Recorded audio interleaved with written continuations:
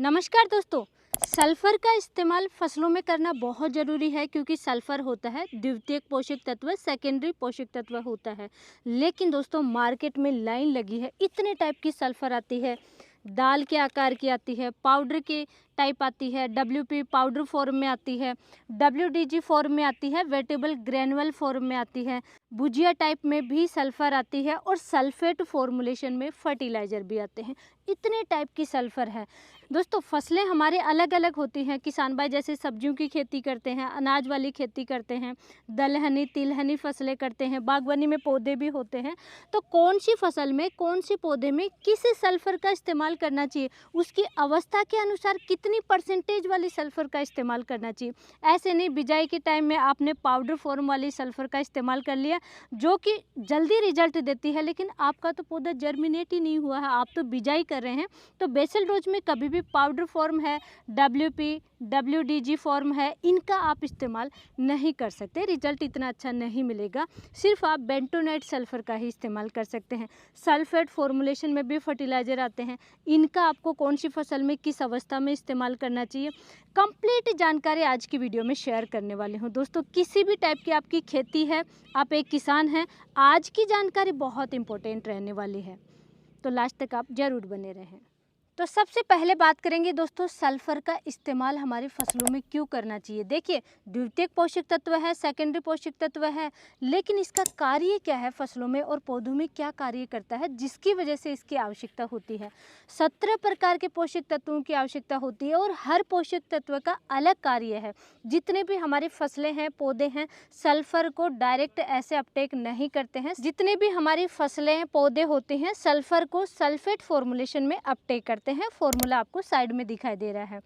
अब सबसे पहले बात करेंगे इसके कार्य की। देखिए सल्फर एक पोषक तत्व तो है, यानी फर्टिलाइजर का कार्य तो करता ही करता है। इसके अलावा सल्फर का इस्तेमाल कुछ किसान भाई जैसे ठंड से बचाव के लिए करते हैं, स्प्रे करते हैं। सर्दियों के समय में किसी भी फसल को पाले से बचाना है, आगे ठंड की शुरुआत हो रही है, आगे जाकर के पाला पड़ेगा, जो सूखी ठंड पड़ती है उस समय कोई भी फसल हो, कोई भी पौधा हो, पत्ते ड्रॉप हो जाते हैं, भयंकर समस्या आती है। और अगर फ्रूटिंग स्टेज में है तो फल खराब हो जाते हैं। दोस्तों उनको बचाने का एक ही तरीका है, सल्फर का इस्तेमाल करो, जो कि किस तरीके से करना है वो मैं आगे डिस्कस करूंगी।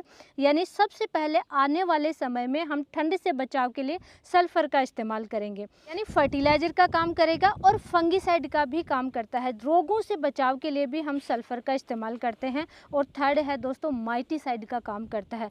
मकड़ी की समस्या, और मकड़ी की समस्या सब्जियों की फसल में बहुत ज़्यादा आती है, या बागवानी में पौधे हैं इनमें बड़ी समस्या आती है। तो मकड़ी से बचाव के लिए भी आप सल्फर का इस्तेमाल कीजिए। आपके खेत में अगर भयंकर कीटों का अटैक है या भयंकर रोगों का अटैक है, आपको लग रहा है कि कंट्रोल में नहीं आ रहे, बार बार स्प्रे करने के बाद में कई बार ये समस्या आती है, तो आप 3 दिन पहले सल्फर का इस्तेमाल कीजिए, 3 दिन बाद में कोई भी इंसेक्टिसाइड या फंगिसाइड का इस्तेमाल कीजिए। जितने भी टाइप के रोग हैं, कीट हैं, एक साथ में कंट्रोल में आ जाएंगे। इतना अच्छा रिजल्ट इसका मिलता है। तो दोस्तों फर्टिलाइजर, फंगिसाइड, इंसेक्टिसाइड और साथ ही माइटीसाइड 4 कार्य हो गए। इसके अलावा दलहनी फसलों में दोस्तों ज़्यादा साइज अच्छी बने, दाने की साइज अच्छी बने, उसमें प्रोटीन की मात्रा अच्छी हो, यानी क्वालिटी अच्छी बने, तो उसके लिए प्रोटीन की मात्रा बढ़ाने के लिए भी सल्फर का इस्तेमाल होता है, क्योंकि प्रोटीन का प्रमुख पार्ट होता है ये सल्फर। और सल्फर अगर प्रोटीन अच्छा बनेगा तो उससे एमिनो अच्छा बनेगा। एमिनो एसिड बनने के लिए भी सल्फर की आवश्यकता होता है, एमिनो का पार्ट होता है सल्फर। इसके बाद में दोस्तों नेक्स्ट फसल, जैसे कि जितनी भी तेल वाली फसलें होती हैं, इस समय मुख्य फसल होती है सरसों। सरसों की बिजाई दिन दिन किसान भाई ज़्यादा करने लग गए। सरसों के प्रति ज़्यादा अट्रैक्शन बढ़ रहा है किसानों का, क्योंकि तेल की मात्रा अच्छी बढ़ाते हैं और अच्छा प्रोडक्शन मिलता है, खर्चा कम होता है। और प्रोडक्शन अच्छा मिलेगा, खर्चा कम होगा, तो उसमें प्रॉफिट भी ज़्यादा होता है। तो सरसों में भी दोस्तों तेल की मात्रा बढ़ाने के लिए सल्फर का ही इस्तेमाल करना पड़ेगा। 42% अगर उसमें तेल की मात्रा नहीं होगी तो दोस्तों वजन नहीं बैठेगा और उसमें प्राइस आपको कम मिलेगी। तो 42%, 43%, 44% या उससे अधिक तेल की मात्रा बढ़ानी है तो बार बार सल्फेट युक्त फर्टिलाइजर और सल्फर का आपको इस्तेमाल करना पड़ेगा, तभी अच्छी तेल की मात्रा बढ़ेगी।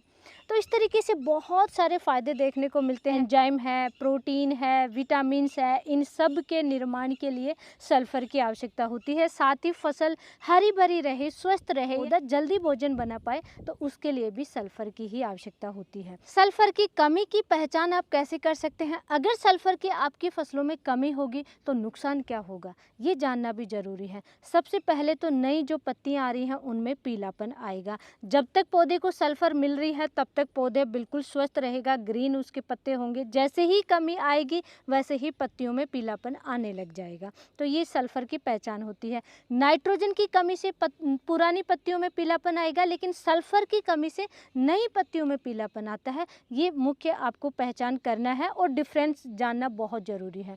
उसके बाद में दोस्तों, तेल वाली फसलों में तेल की मात्रा नहीं बढ़ेगी। जितनी भी दलहनी यानी दाल वाली फसलें हैं उनमें दाने की साइज़ अच्छी नहीं बनेगी, वज़न अच्छा नहीं बैठेगा, क्योंकि प्रोटीन की मात्रा अच्छी नहीं बनेगी उसमें। तो सल्फ़र की आवश्यकता शुरुआती अवस्था से एंड तक आवश्यकता होती है, तो सल्फ़र की पूर्ति आपको उसी अवस्था से करते रहना है।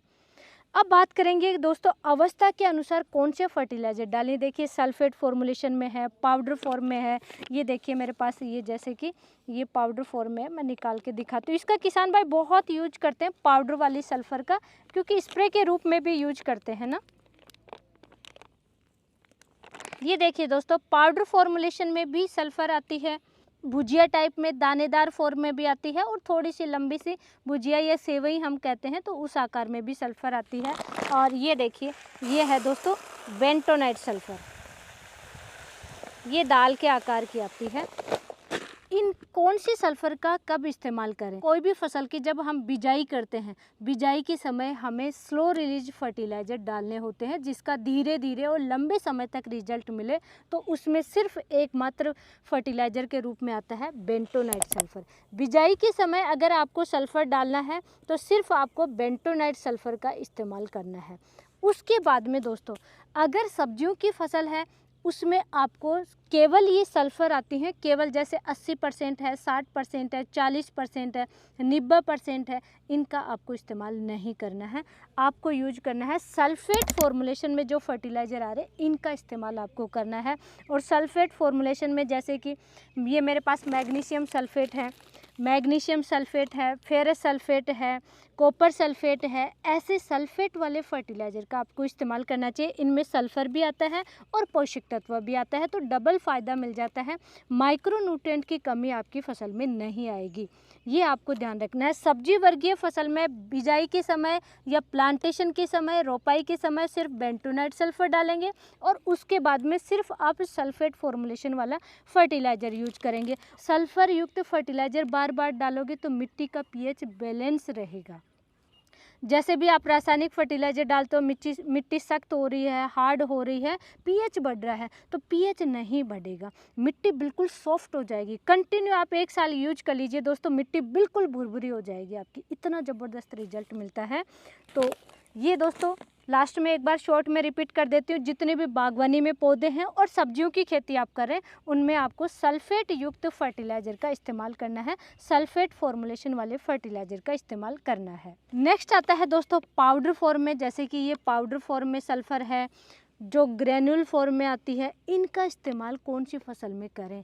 तो सिर्फ और सिर्फ इनका इस्तेमाल जितने भी दलहनी फसलें हैं, दाल वाली फसलें हैं, सोयाबीन है, चना है, मूंगफली है, ऐसी फसलों में आप इनका इस्तेमाल कर सकते हैं। और वहीं दोस्तों तेल वाली फसलें हैं, तिलहनी फसलें हैं, उनमें आप इन सल्फ़र का इस्तेमाल कर सकते हैं। और आप सिर्फ साल में 1 बार 2 बार सर्दियों के समय इस्तेमाल करेंगे, जहाँ पे पाला पड़ता है, जहाँ पे सूखी ठंड पड़ती है, वहाँ पे आपको इस्तेमाल करना है। कैसे करना है? देखिए, आपको ठंड से बचाव करना है अपनी फसलों में, तो दोस्तों आप ड्रिप से चलाइए। स्प्रिंकलर से सिंचाई कर रहे हैं तो आप स्प्रिंकलर से चला सकते हैं, लेकिन डोज बहुत कम रखनी होती है दोस्तों, इस चीज़ का आप ध्यान रखिए। या कोई भी फर्टिलाइज़र डाल रहे हैं उनके साथ में मिक्स करके आप इस्तेमाल कर सकते हैं।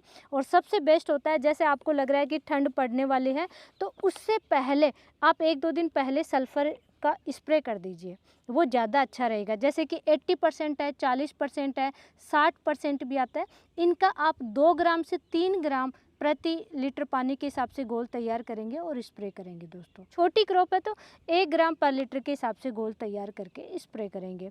और सबसे अच्छा रहेगा जहाँ पे ड्रिप से सिंचाई करते हैं तो ड्रिप से भी आप साथ साथ में चला सकते हैं, कोई फर्टिलाइजर चला रहे हैं उन्हीं के साथ में।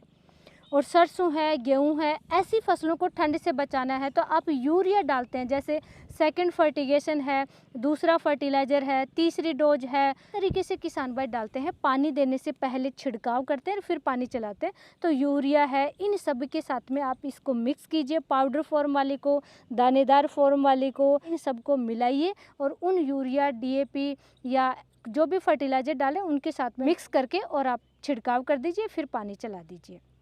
डोज का आपको ध्यान रखना है। अगर आप ड्रिप से चला रहे हैं तो 1 kg प्रति एकड़ के हिसाब से आप चलाएंगे। अगर बड़ी फसल है, 25 दिन से बड़ी फसल है तो 3 kg प्रति एकड़ के हिसाब से चला सकते हैं। इससे ज़्यादा आपको एक बार में नहीं चलाना है। और दोस्तों छिड़काव करके डाल रहे हैं तो 1 से 3 kg ही आप यूरिया के साथ में मिलाइए और छिड़काव कर दीजिए, फिर पानी चला दीजिए। इस तरीके से आपको इस्तेमाल करना है। बेंटोनाइट सल्फर का इस्तेमाल कर रहे हैं दोस्तों बिजाई के समय, तो इसकी मात्रा रखनी होती है 10 kg प्रति एकड़ के हिसाब से। और जिन फसलों में ज़्यादा आवश्यकता होती है उनमें आप इस्तेमाल करेंगे 12 kg से 15 kg भी आप इस्तेमाल कर सकते हैं। इससे ज़्यादा आवश्यकता नहीं होती है शुरुआती अवस्था में। सल्फेट फॉर्मुलेशन की अगर बात करें, जैसे कि ये मैग्नीशियम सल्फेट है, ये फेरस सल्फेट है, इनकी अगर हम बात करें डोज की तो 1 एकड़ में छोटी फसल में 1 kg से लेकर के बड़ी फसल है तो 5 kg प्रति एकड़ के हिसाब से आप ड्रिप से चला सकते हैं। और स्प्रे आपको करना है तो दोस्तों इनमें से किसी भी फर्टिलाइज़र का 1 kg प्रति एकड़ के हिसाब से आपको स्प्रे करना होता है। यानी 200 लीटर पानी में 1 kg मिक्स करेंगे, 1 एकड़ में आप स्प्रे करेंगे। किसी भी फसल में बेझिझक आप इस्तेमाल कीजिए, लेकिन अवस्था के अनुसार और फसल के अनुसार। सबसे इम्पोर्टेंट है दोस्तों कौन सी फसलों में इस्तेमाल करना चाहिए, कौन सी फसलों में इस्तेमाल नहीं करना चाहिए सल्फर युक्त फर्टिलाइज़र का या सल्फर का। तो सबसे ज़्यादा आवश्यकता दलहनी, तिलहनी, सब्जियों में मिर्च और प्याज में।